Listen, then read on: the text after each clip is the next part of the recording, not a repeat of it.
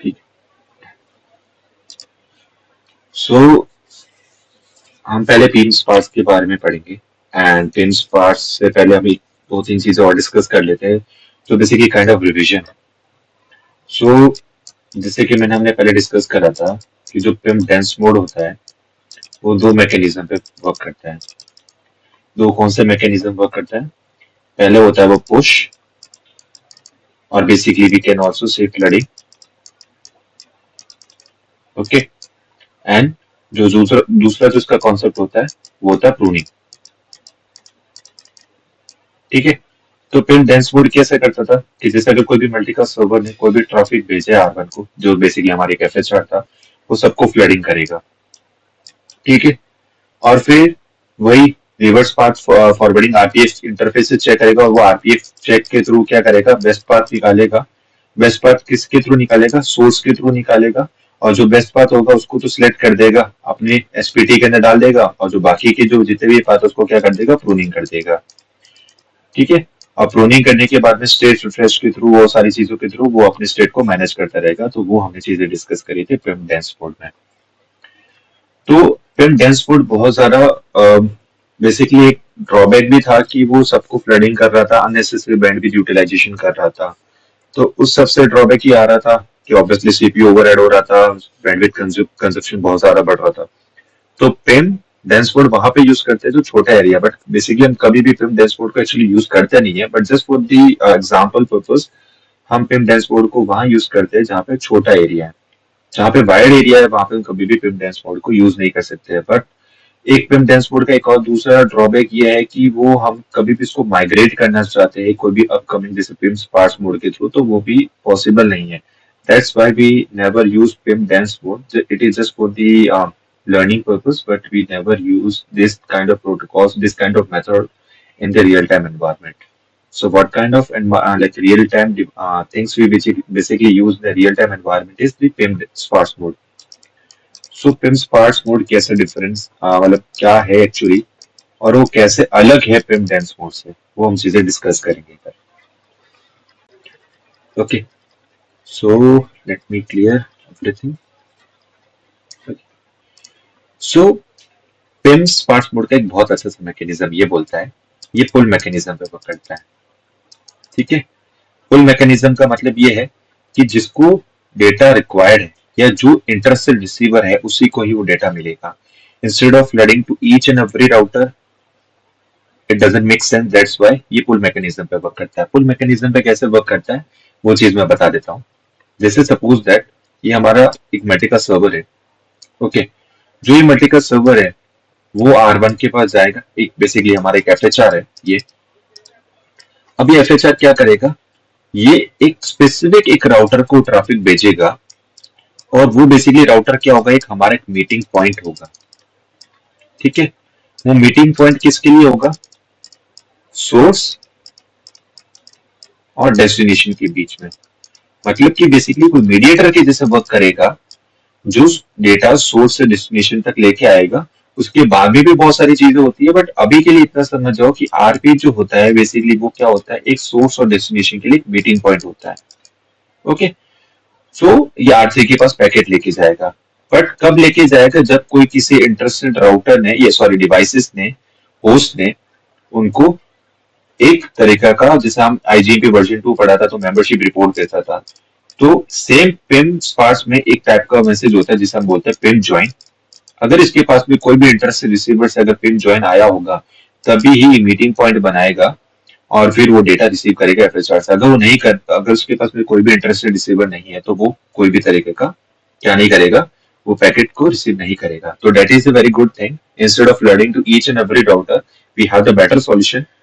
So that the better solution is the PIM sparse mode. So how actually the PIM sparse mode work? So we will discuss this thing. So हम इसको step by step चीजें सीख लेते हैं। बहुत easy सा protocol है। So that's not a very complicated, थोड़ा सा है बट इजी वे से समझेंगे तो ज्यादा समझ आ जाएगा।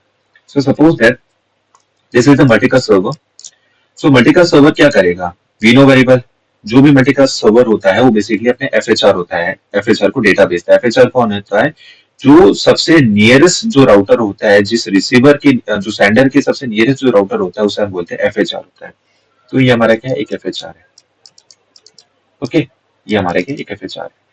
अब एफएचआर क्या करेगा, एफएचआर का सिंपल सा कॉन्सेप्ट है कि इसको आरपी को पैकेट भेजना है।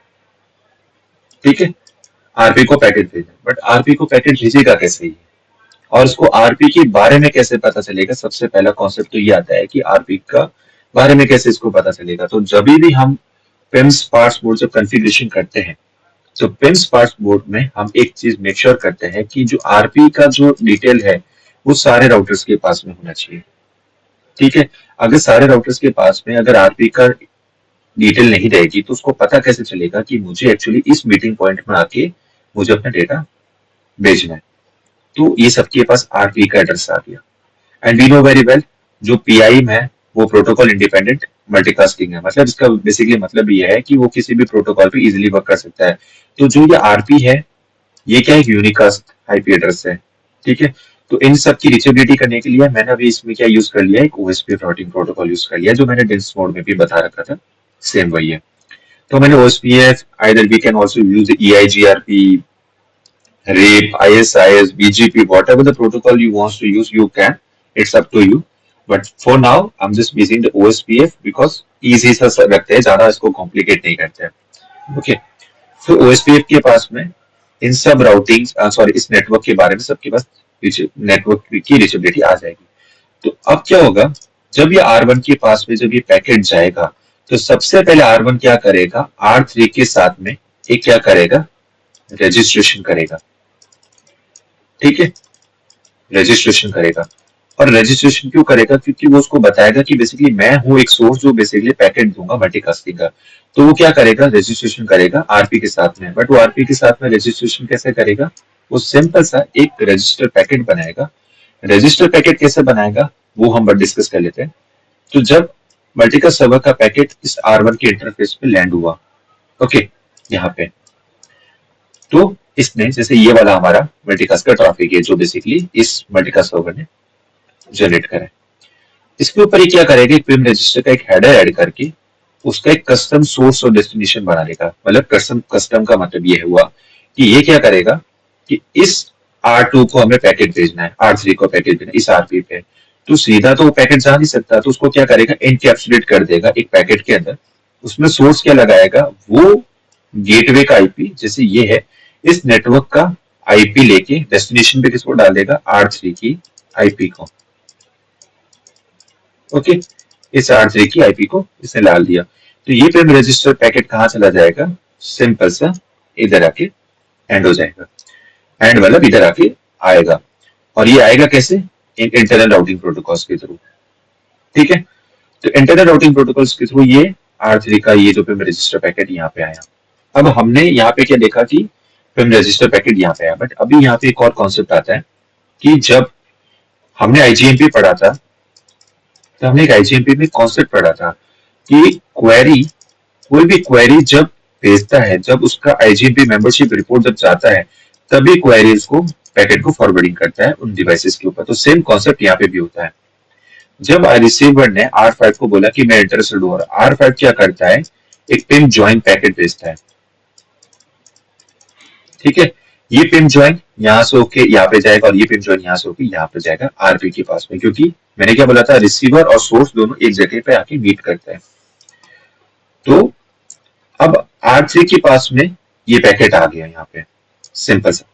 अब R3 को पता चल गया है कि मेरे पास में एक पैकेट आया है, तो पिम रजिस्टर का जो भी पैकेट आएगा वो उसको डीकैप्सुलेट करेगा। इनकैप्सुलेट तो ये आएगा, इसको डीकैप्सुलेट करके इसको यहाँ से होके भेजेगा। वो कैसे भेजेगा वो बात की बात है, बट ये भेजेगा। बट अभी हम ये पढ़ेंगे कि जब मान लेते हैं कि कोई भी पिन ज्वाइन अगर पैकेट आया ही नहीं है यहाँ पे, तो कैसे वर्क करेगा वो बेसिकली। तो उस टाइम पे क्या होता है, जैसे मैंने बोल दिया कि हमारे केस में अभी फर्स्ट एग्जांपल ये बोलते हैं कि हम सब एग्जांपल वाइज एग्जांपल पढ़ेंगे। तो इस केस में मैं क्या बोलता हूँ कि R3 के पास में कोई पिन ज्वाइन आया ही नहीं है अभी के लिए। तो जब इसके पास में कोई पिन ज्वाइन आया ही नहीं है, तो वो क्या करेगा, एक पिम रजिस्टर स्टॉप भेजेगा। पिम रजिस्टर स्टॉप किसको भेजेगा, 2.2 सोर्स को लेके और 10.1.2.1। अब ये सीधा इसको यूनिकास्ट भेजेगा without any encapsulation. Why, because जब पिम रजिस्टर जब R3 के पास में गया था तो देखो सोर्स में क्या है ये और डेस्टिनेशन पे क्या है, तो इसने सोर्स लर्न कर दिया है। तो अभी बार बार एक बार रजिस्ट्रेशन हो चुकी है, तब इसको पता चल चुका है कि एक्चुअली रजिस्ट्रेशन करने वाला कौन था, ये वाला डिवाइस था। तो उसको ऑटोमेटिकली पिम रजिस्टर स्टॉप कर देगा। अब पिम रजिस्टर स्टॉप का मतलब ये हुआ कि ये R1 को बता रहा है, जो बेसिकली एक FHR है, उसको ये एक्नॉलेज कर रहा है कि मेरे पास में कोई भी एंड रिसीवर नहीं है या कोई भी रिसीवर्स नहीं है मेरे नेटवर्क के अंदर, तो प्लीज मुझे ये पैकेट रजिस्ट्रेशन वाला बार बार भेजना बंद कर दो।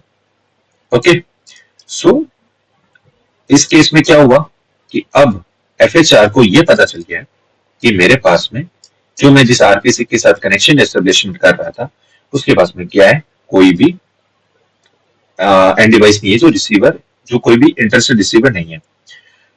तो ये अब इसको वापस से क्या नहीं भेजेगा, पिम रजिस्टर नहीं भेजेगा। भेजेगा, ऐसा नहीं है वो नहीं भेजेगा, बट कुछ अलग तरीके से भेजेगा।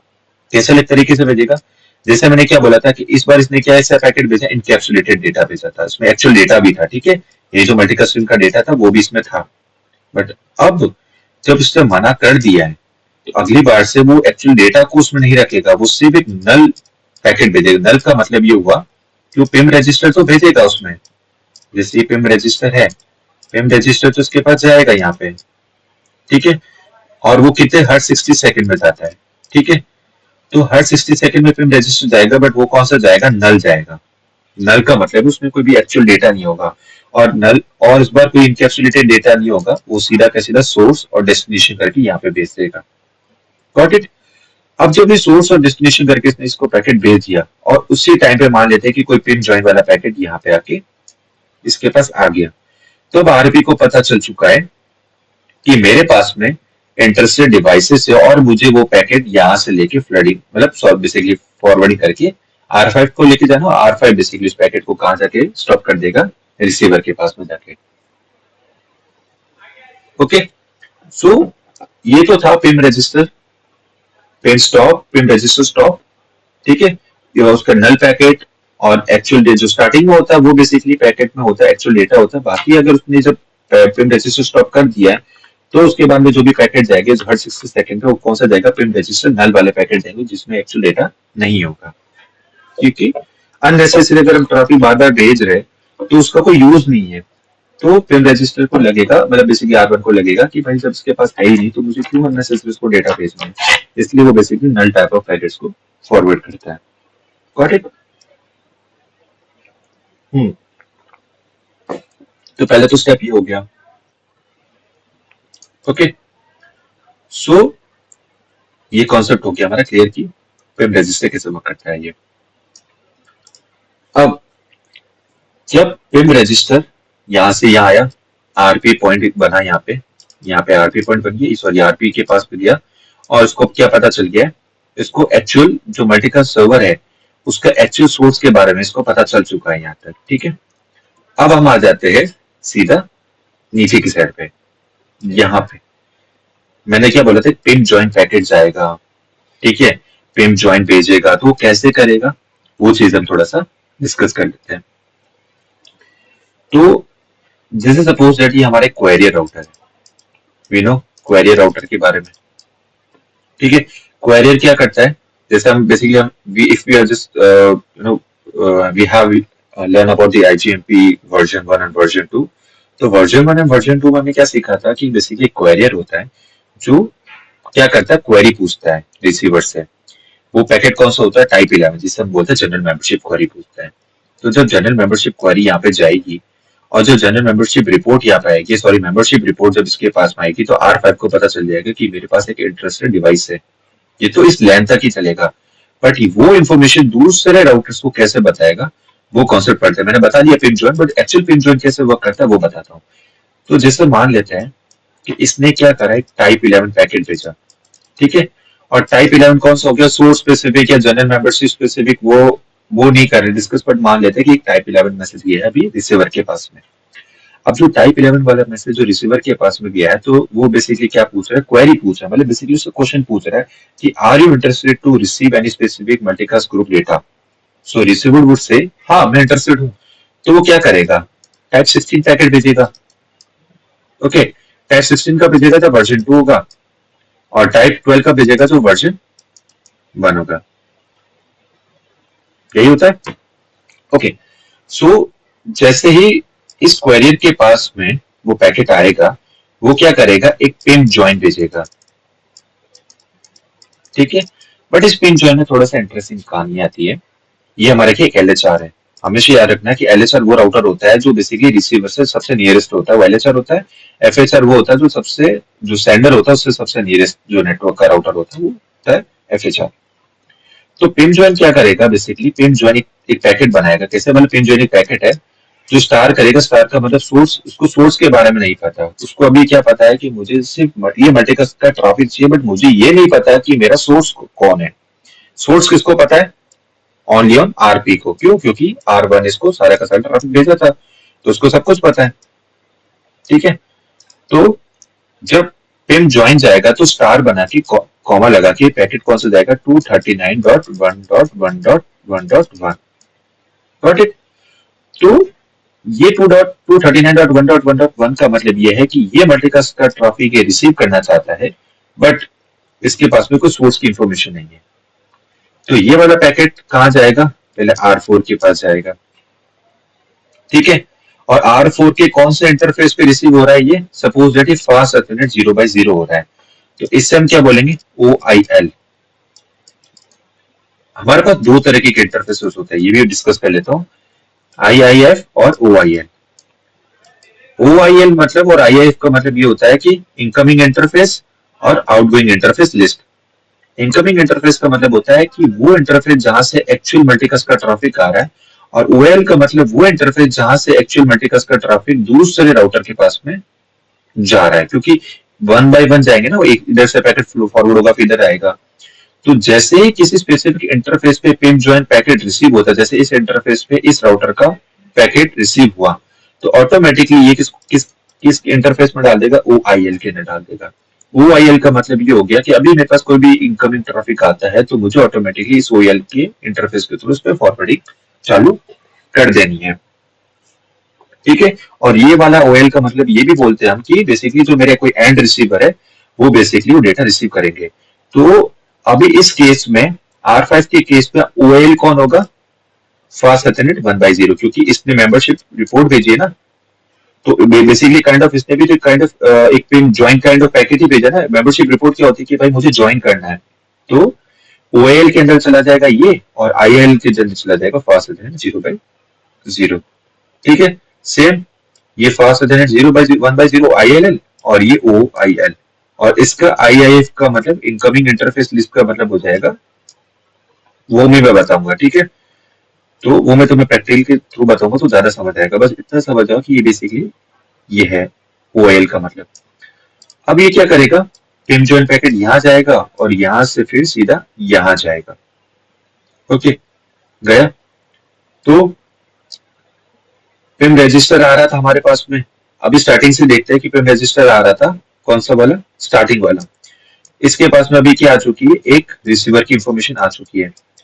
तो जैसे ही इसके पास रिसीवर की इंफॉर्मेशन आ चुकी है, तो जैसे ही पिन रजिस्टर वाला ट्रैफिक जाएगा वो R3 के पास जाएगा, और R3 उस पैकेट को डीकैप्सुलेट करेगा। क्योंकि इनकैप्सुलेट वाला पैकेट है, उसको क्या करेगा, डीकैप्सुलेट करेगा, और फिर वो आगे फॉरवर्डिंग करेगा। और वो फॉरवर्डिंग कैसे करेगा वो मैं बताता हूँ।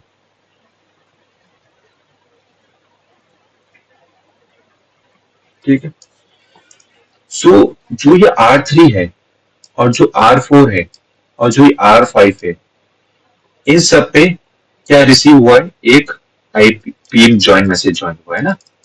तो पिन ज्वाइन जो इंटरफेस है, जिस जिस पैकेट पे जो आते हैं, क्या कहते हैं, जिस जिस ट्री पे जो बेसिकली जिस जिस जहां जहां से बेसिकली हमारा क्या होता है, ये पिन ज्वाइन वाला पैकेट आता है, तो वो क्या करते हैं, एक टेबल बनाते हैं अपने, जैसे मैंने बता दिया IL पे ये, फॉरवर्डिंग लिस्ट पे ये। तो ये दो तरीके के बनाते हैं, एक तो होता है OIL और IIL। ठीक है, IIL का मतलब होता है वो इंटरफेसेस जो सबसे नियरेस्ट है, या सबसे बेस्ट पाथ है किसके लिए, वो बताता हूँ। बेस्ट पाथ का मतलब ये हुआ कि इनको ये तो पता चल गया कि 2.2.2 मेरा सबसे ये RP है, तो इस आरपी तक मेरे पास पहुंचने के लिए सबसे शॉर्टेस्ट पाथ कौन सा है, उसको डाल देगा आईएल के लिए, और ओआईएल के लिए उनको डाल देगा जहां से एक्चुअली रिसीवर डेटा रिसीव कर रहे हैं। तो मेरे इस नेटवर्क में मेरे पास कोई भी बेस्ट पाथ एक ही है। अगर मान लेते हैं यहां से अगर कोई बेस्ट पाथ होता तो इस वाले को कंसिडर करता, बट अभी के लिए ये मान लेते हैं कि ये वाला जो राउटर है ये क्या कर रहा है, यहां से लेके यहां तक, यहां से लेके यहां तक, इसके लिए सबसे शॉर्टेस्ट पाथ कौन सा, यहां से लेके यहां तक, और इसके लिए शॉर्टेस्ट पाथ कौन से, लेके यहां से लेके यहां तक। तो ये जितने भी आईएलएल वाले जो भी इंटरफेसेस है वो क्या निकालते हैं, आरपी तक के लिए बेस्ट पाथ। ठीक है, और जो बेस्ट पाथ का जो पूरा पाथ निकलता है उसको वो किस में डाल देता है, आरपीटी के अंदर। आरपीटी के अंदर इसलिए डालते हैं क्योंकि मैंने क्या बोला था, जो भी पिन ज्वाइन आता है, पिन ज्वाइन के पास में एक्चुअली सोर्स के बारे में नहीं पता होता है। तो एक्चुअल सोर्स के बारे में किसको पता होता है, R3 को। तो R3 क्या करता है, उस पैकेट को इस आरपीटी के पाथ में डाल देता है, और ये पाथ वाला ट्रैफिक फ्लो होते होते R5 के पास में रिसीव हो जाता है।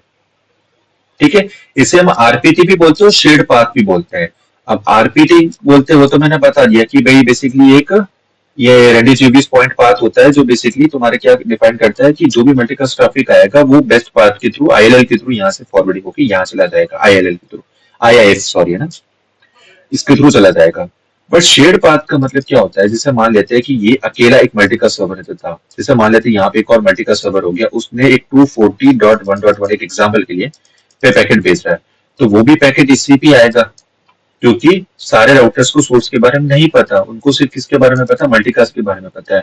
तो ये जो एक पूरा पाथ है ये मल्टीपल मल्टीकास्ट एड्रेसेस के ट्रैफिक को लेके जा सकता है, इसलिए इसको शेयर्ड पाथ भी बोलते हैं और आरपीटी भी बोलते हैं। आरपीटी का मतलब तो मैंने बता दिया कि आईएफ के थ्रू बेसिकली क्या करता है, अपनी सारे के सारे पैकेट्स को एक्सचेंज करता है, और मतलब सारे पैकेट्स को फॉरवर्डिंग करता है। ठीक है, ये डीकैप्सुलेट होगा पैकेट, फिर डीकैप्सुलेट होकर वो पैकेट जो बेस्ट आउटगोइंग ओआईएल है, ठीक है, ओआईएल के थ्रू उसको फॉरवर्डिंग करता रहेगा, ऐसे करते करते करते वो एंड में यहाँ पे जाके पैकेट रिसीव हो जाएगा। Got it. अब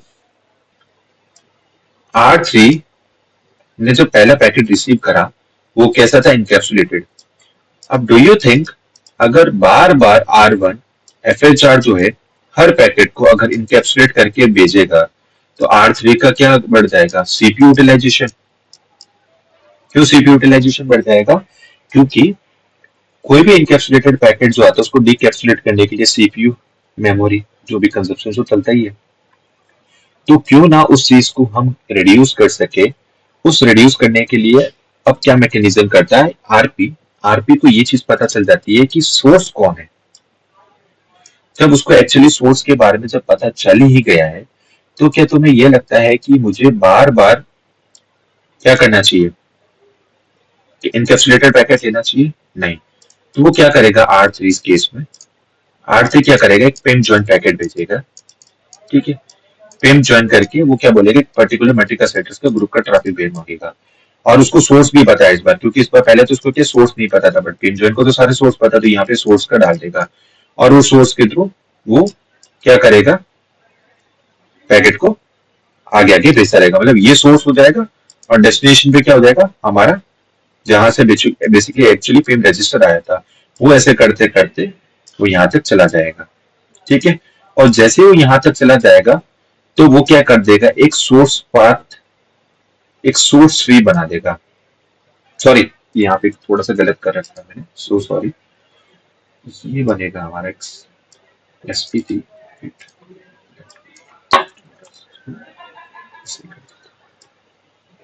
ये बनेगा सोर्स, ये बनेगा हमारा शॉर्टेस्ट पाथ। ठीक है, अब ये शॉर्टेस्ट पाथ ट्री क्या करेगा, वही आरपीएफ के तरीके से चलता है। आरपीएफ कैसे चलता है कि भाई जो मेरा सोर्स है, कौन सा ये सोर्स है, आरपीएफ इंटरफेस लेके उससे क्या बना देगा, एक एसपीटी ट्री बना देगा, जिसे हम बोलते हैं शॉर्टेस्ट पाथ ट्री। तो अब क्या हुआ, शॉर्टेस्ट पाथ ट्री का मतलब ये हुआ कि अब जो भी R1 जो पैकेट भेजेगा वो डायरेक्टली इसको R3 को भेजेगा, क्योंकि अब इन दोनों के बीच में क्या चली गई, ज्वाइन मैसेज आ चुका है। ज्वाइन मैसेज का मतलब ये हो गया कि अब एक दूसरे से रजिस्ट्रेशन हो गया था, रजिस्ट्रेशन स्टार्टिंग होता है, उसके बाद में जो ज्वाइन मैसेज गया उसको सोर्स स्पेसिफिक पता चल गया कि भाई स्पेसिफिक सोर्स मतलब कौन सा ये मल्टीकास्ट लेना चाहिए और डेस्टिनेशन कौन ये। तो उसको जब पता चल गया है कि अब मेरा क्या है, बेसिकली क्या है, ये जो बेसिकली पिन, सॉरी, ये जो पैकेट है अब इसके बारे में इसको एक्चुअली पता चल चुका है, तो ये क्या करेगा, एक एसपीटी ट्री बना देगा यहाँ पे। ठीक है, और यहाँ से एक्चुअली डेटा लेना चालू करेगा, मतलब इसके थ्रू, और यहाँ पे यहाँ आएगा। तो जो भी एसपीटी का ट्रैफिक है वो किस में, आरपीटी में जाएगा, और आरपीटी के थ्रू एक्चुअली डेटा उसमें फॉरवर्डिंग करना चालू कर देगा। क्योंकि उसको पता चल गया ना कि ये तो कोई बेस्ट अप्रोच नहीं है मेरे लिए कि मैं बार बार इनकैप्सुलेटेड पैकेट लूँ और फिर इसको डीकैप्सुलेट करूँ, फिर मैं इसको अपने आरपीटी के थ्रू फॉरवर्डिंग करूँ। That is not the best solution, because उसको बार बार डीकैप्सुलेट करना पड़ता। तो उसने क्या करा, पिन ज्वाइन भेज दिया, और पिन ज्वाइन इसने कुछ नहीं कर दिया, स्पेसिफिक ग्रुप का एड्रेस मांग लिया कि भाई मुझे इस ग्रुप का ट्रैफिक सीधा चाहिए, और उसको पता है कि किसको पैकेट भेजे जिसने मेरे को ये पहले पिन रजिस्टर भेजा था। सिंपल सी बात है, कभी भी हम जब एक कोई भी बैंक या किसी भी मतलब कॉलेजेस में जाते हैं, जब हमें इनिशियली किसी की स्टूडेंट के बारे में नहीं पता रहता है, ठीक है, तो हम कुछ भी परफॉर्म नहीं कर सकते, हम क्या बोलेंगे स्टूडेंट है। बट जब मुझे एक्चुअली स्टूडेंट का नाम पता चल गया तो मैं डायरेक्टली उससे कम्युनिकेट करूंगा ना, तो सेम उसका सेम इससे कम्युनिकेट करेगा, और इसके टू क्या बना देगा, एसपीटी बना देगा, शॉर्टेस्ट पाथ ट्री। और शॉर्टेस्ट पाथ क्या करेगा, अब सीधी इसको मल्टीकस का ट्रैफिक यहाँ फॉरवर्डिंग करेगा, फिर यहाँ से होके यहाँ तक करेगा। कॉन्टेक्ट। तो अभी कोई भी अगर यहाँ से आईजी, जैसे मान लेते हैं मैं यहाँ पे एक पिंग रिस्पॉन्स कर लेता हूँ, पिंग किस पे डाल देता हूँ, 239.1.1, तो वो पैकेट कैसे जाएगा, यहाँ से होके यहाँ तक जाएगा, और सारे के सारे R3 इससे पैकेट लेंगे। ठीक है, ऐसे करके। बट एक चीज नोटिस करी कि अभी R5 को पैकेट लेने के लिए R4 से लेके R3 की से लेके फिर ऐसे करके यहाँ तक जा रहा है, जबकि हमारे पास में एक बेस्ट पाथ यहाँ पे है। तो ये बेस्ट पाथ को क्यों यूज नहीं कर पा रहा है यहाँ पे, जबकि इसके पास में बेस्ट पाथ है, ऑलरेडी अवेलेबल है। तो यूज करने का रीजन क्या नहीं है वो बताता हूँ। वो ले यूज करेगा बट वो अलग तरीके से।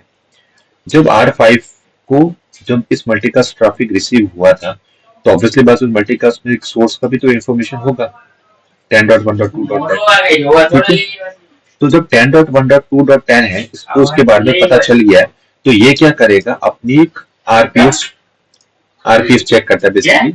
आरपीएस चेक कैसे करेगा, सिंपल सा वही जैसे मैंने तुम्हें बताया था कि आरपीएस चेक कैसे होता है, रिवर्स फास्ट फॉरवर्डिंग करके आरपीएफ इंटरफेस करेगा। आरपीएफ इंटरफेस कैसे करेगा, जैसे उसमें डेंस मोड में कैसे चेक करता था, वो सोर्स के थ्रू चेक करता था कि एक्चुअली सोर्स कौन है, जैसे ये सोर्स था। डेंस मोड में ये चेक किस तरीके से आरपीएफ चेक करता था, वो सोर्स के थ्रू रिवर्स पाथ मतलब कि सबसे नियरेस्ट कौन सा तरीका है जिससे मैं सोर्स के थ्रू पहुंच सकूं। बट यहाँ पे थोड़ा सा अलग कॉन्सेप्ट रहता है। यहाँ पे क्या करता है, ये राउटिंग टेबल चेक करेगा, राउटिंग टेबल चेक करके देखेगा क्या मेरे पास में इसका कोई नियरेस्ट शॉर्टेस्ट पाथ है कि नहीं है।